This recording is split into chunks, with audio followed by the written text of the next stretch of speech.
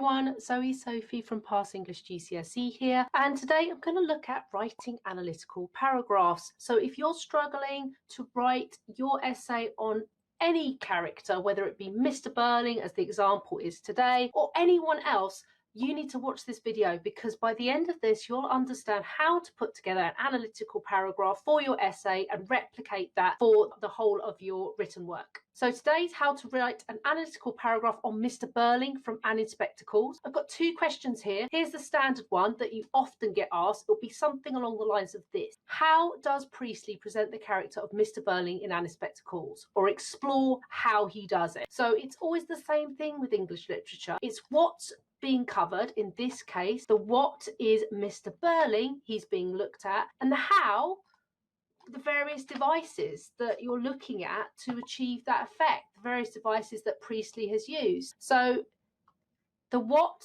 is the focus, and you're told what that is, the character, and the how you've got to argue, but it doesn't need to be excessively complicated. So this is a relatively easy question, and I provided an essay for this. A link to it is in the video description. So if you've got a question like this, you can have a look at the essay in the video description, check it out, download it. You can see an example. This is a relatively straightforward question. However, today I was asked, I'm really struggling. How do I write an essay about Mr Birling using analytical paragraph? So I was given this question, which I'm going to click here so you can see. This was the question: how far does Priestley present Mr Birling as a middle-class man of the time? So it's similar to this. You still got the how, but there's a little bit of leading here. It's not just Mr Birling as a character, but we've actually established middle-class man of the time. This means you actually need to know some context for this question.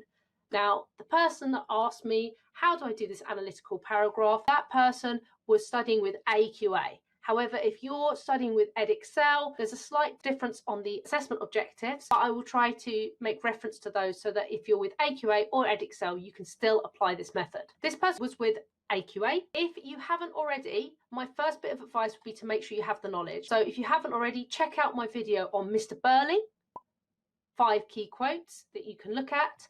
And also, to appreciate the middle class man of the time part, please check out the video on context, which I've also displayed and will put a link in the video description too. So this question is slightly harder, so you need to understand middle class man. I've made some references, and this is where, before you even tackle any essays, you go to your annotated copy of the text.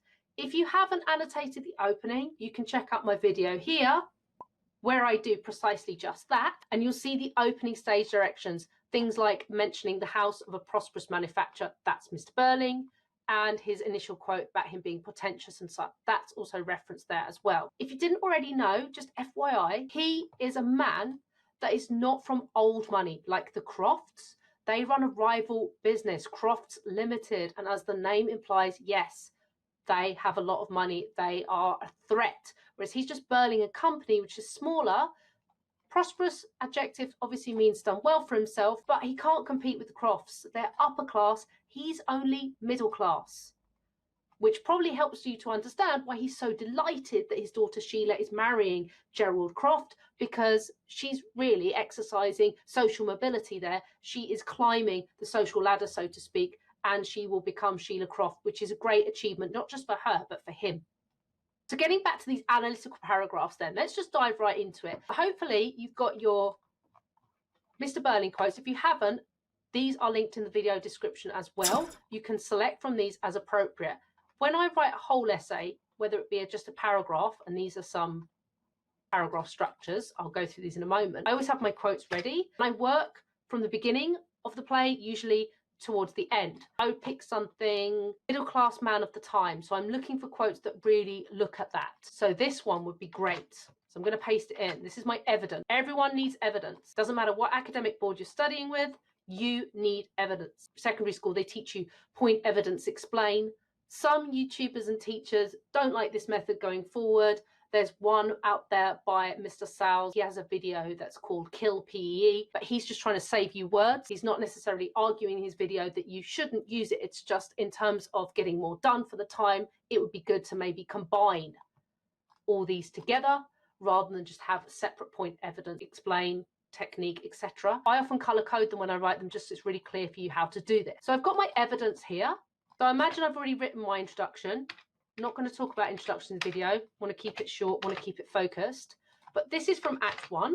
You may not even need to quote all of this, by the way, because obviously sat an exam, are you going to remember everything? Probably not. You want to keep it short. So you might put, perhaps we may look forward to a time when Crofts and Birlings are no longer competing but are working together. Perhaps we may look forward to a time you could maybe do ...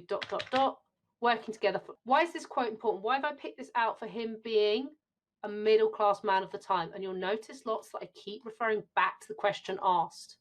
I'm going to highlight this because I think it's so important. Well, it is relevant. It's really important just because of the fact that actually he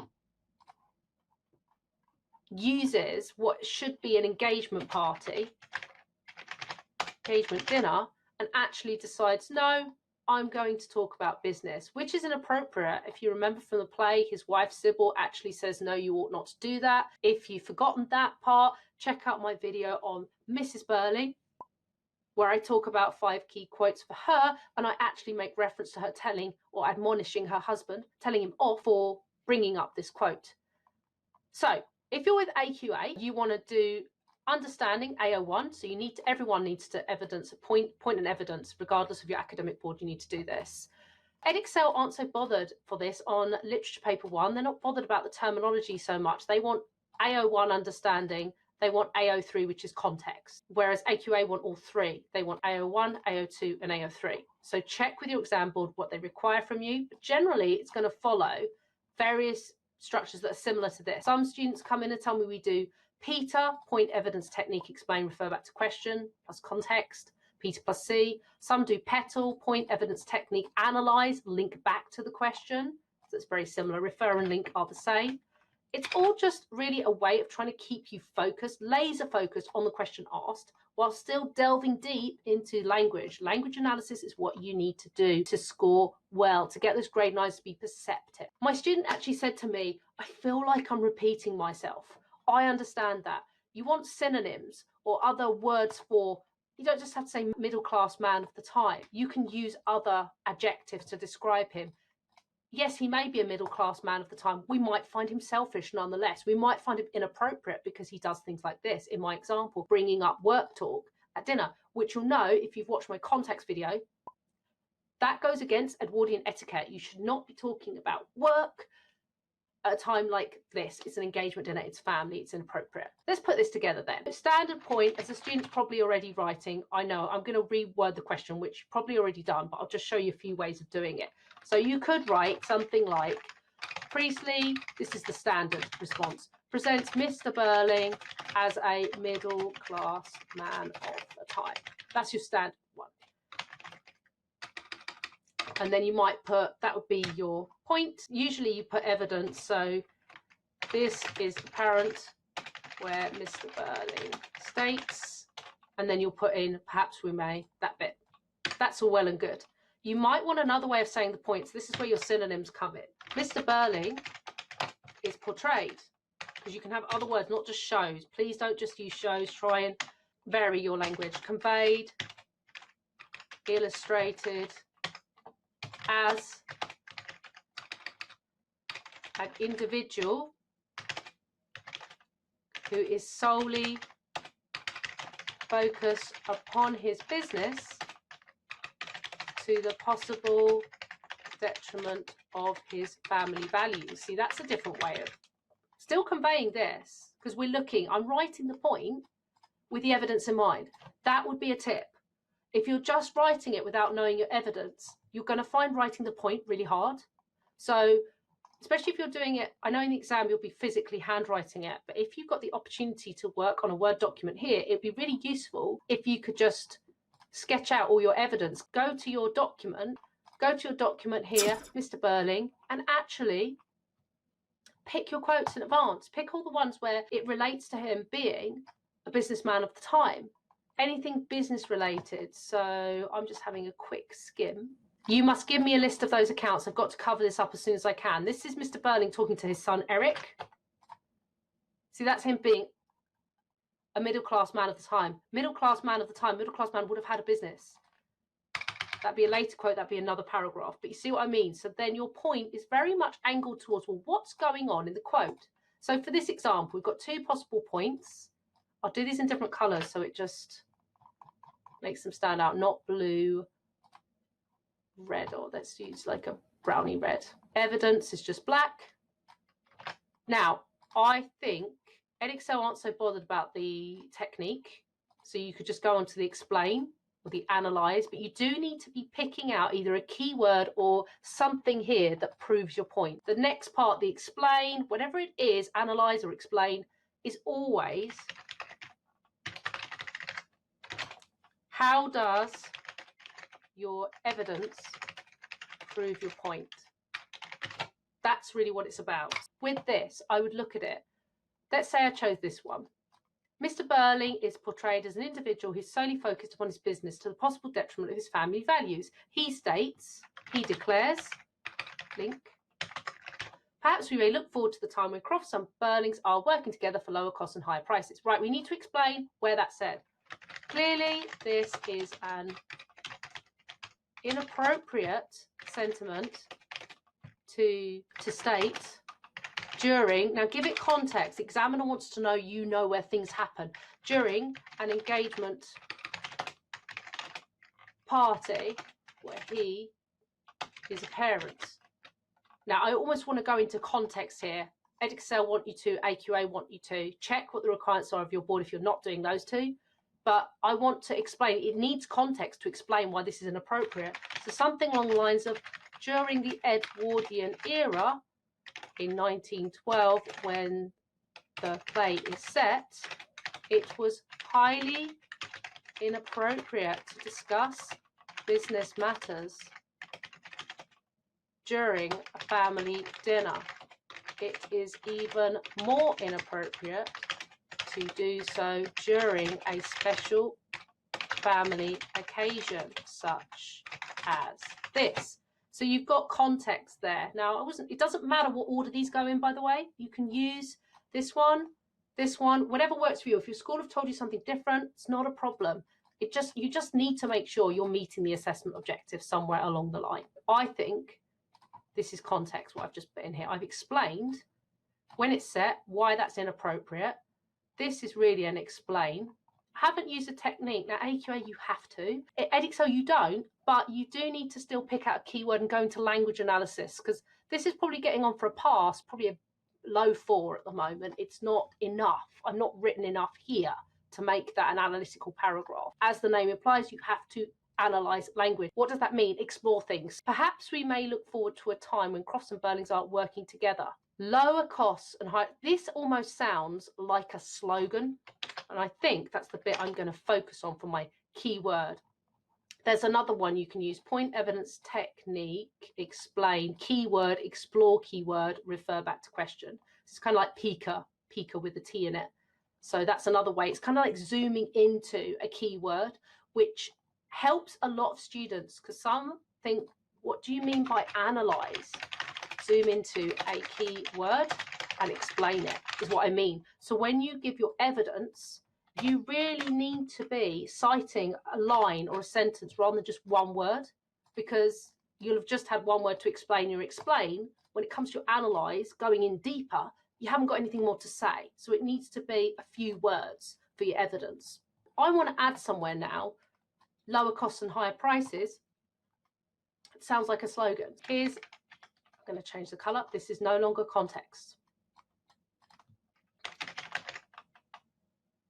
His sentimental exclamation sounds more like a company slogan than a paternal, that means fatherly, speech congratulating his daughter and son-in-law. Right, we want language analysis. The use, now, if you don't know what these are, obviously something's low, the cost is the noun, the low is the adjective. If it's lower than, it's an adjective that compares, so it's called a comparative. If you don't know what something is, put the word, so like lower, for example, lower, definition, So you literally go into Google and write lower definition, and then it will come up with the definition of what it is, and it will usually tell you the word class as well. So it's very useful if you want to know word class, because word class is your technique. The use of the comparative, lower, comparatives, lower and higher, focus the audiences. Remember, it's an audience. I know we're reading it's a play text, but it should be watched and enjoyed as an audience. The use of the comparatives lower and higher focus the audience's attention on the pricing of both companies rather than the union of two individuals, comma, making the mixing of the business and personal realm appear. Now think about audience reception. Appear. I almost want to use the word tawdry, which means sort of inappropriate, not great. Making the mixes, I use inappropriate, but feel free to put another word in there. Tawdry. How do I explain tawdry? I'm going to look it up. This is a great thing. Right click, tawdry, tasteless. Yes, these words. Insert adjective here. It's bad in terms of context. It's also inappropriate anyway. You shouldn't be looking at marriage as a way of taking away a rival competitor. But that's what he's looking at. And this is a top tip for when I'm writing analytical paragraphs. I keep going back and I keep checking over. I'm going to move this down so it's looking like one. I'm going to take out evidence. You know it's evidence there. I'm going to start to put it together. We know it's in Act 1, taking that out. So again, I reread the question, I reread my paragraph, it is so worth it. Priestley presents Mr Birling as a middle-class man of the time. That's my question. Explore how he's presented as a middle-class man of the time. How far does he write? So we need to come back to how far he does it. Mr Birling is portrayed, let's go with portrayed. Now I might need an adverb in there, strongly, depends how far we think. As an individual who's solely focused upon his business to the possible detriment of his family values, he declares, perhaps we may look forward to the time when Crofts and Birlings are working together for lower costs and higher prices. Clearly this is an inappropriate sentiment to state during an engagement party where he is a parent. During the Edwardian era in 1912 when the play is set, it was highly inappropriate to discuss business matters during a family dinner. It's even more inappropriate to do so during a special family occasion such as this. His sentimental exclamation sounds more like a company slogan. Technique, exclamation, declaration would be better. Exclamation sounds like he's shouting. Sounds more like a company slogan than a paternal speech. Speech terminology, congratulating his daughter and son-in-law. The use of the comparatives, these are all techniques. Lower and higher, focus the audience attention on the pricing of both companies. I want to add something there. And removal of a competitor rather than the union of two individuals, making the mixing of the business and personal realm appear inappropriate, tawdry. There's a lot there, isn't there? Look at that. So we've done technique. Now, if you're sitting there as an Edexcel student thinking, I don't really need to put these in, that's fine, but you do need all the stuff around it. You need the explanation, even if you don't put in the words in red. It still wants the in-depth analysis. It wants the understanding. Really, all these techniques do is drive that understanding. They're just labels from which your understanding comes. What have I covered then? Point, evidence, bit of explain, context, I've fitted in the middle. You could put it at the end of the paragraph. It doesn't matter where, it just fitted there. Technique, analysing the technique. I need to link back, which I kind of have towards the end. But if you're stuck and you know you need to do a refer back to question or a link back to question, I love starting with a discourse marker there. Therefore, Mr Birling, now, the question asked, and we keep going back to the question, how far does Priestley present Mr Birling as a middle-class man of the time? I've equated in here that a middle-class man is a businessman. So I might need to state this, portrayed as an individual solely focused on his business. So I always look at my point and I go back.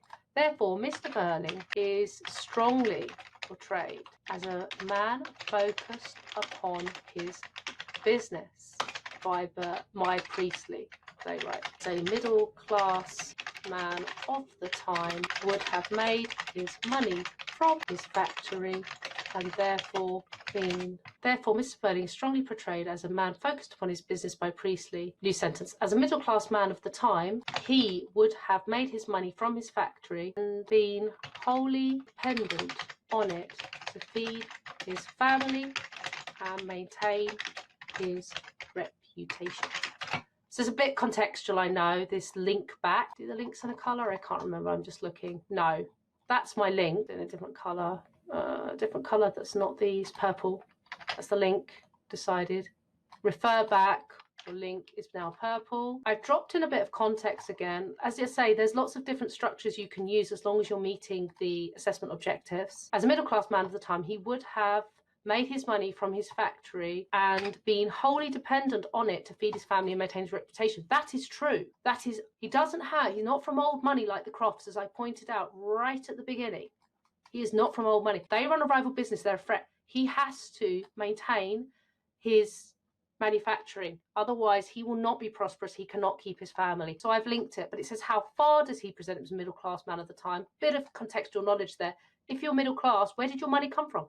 Arguably from your business. So he had to maintain that business because everyone's dependent on it. We know that later on when Sheila makes reference to having her father remove his account from Millwards because of something she says. All of the family are dependent on him for their livelihoods. That's what it's strongly implied. So this is a very long paragraph. I appreciate that. I will post this in the video description as well so you can see it. A link to it.